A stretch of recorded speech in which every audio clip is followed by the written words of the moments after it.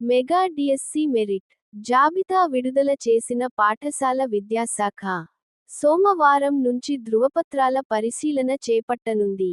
ఇందుకోసం 2 నుండి 3 రోజులు సమయం ఇవ్వనుంది. రిజర్వేషన్ల ఆధారంగా అధికారులు కటాఫ్ మార్కులను నిర్ణయించారు.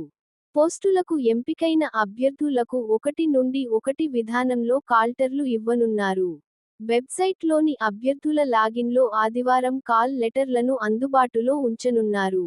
ధృవపత్రాల పరిశీలన తర్వాత కౌన్సెలింగ్ నిర్వహిస్తారు. ఈ ప్రక్రియ అంతా సెప్టెంబరు మొదటి వారంలోగా పూర్తి చేయనున్నారు. ఎంపికైన అభ్యర్థులు రెండో వారంలో పాఠశాలల్లో చేరేలా పాఠశాల విద్యాశాఖ షెడ్యూల్ రూపొందించింది. రిజర్వేషన్లు, ధృవపత్రాల పరిశీలనలో జిల్లాల్లో సమస్యలు తలెత్తకుండా రాష్ట్ర స్థాయి నుంచే అన్ని ఏర్పాట్లు చేస్తూ అన్నారు. ఉమ్మడి జిల్లాలకు నియమించిన ప్రత్యేక అధికారులు స్థానిక అధికారులతో సమన్వయం చేస్తారు.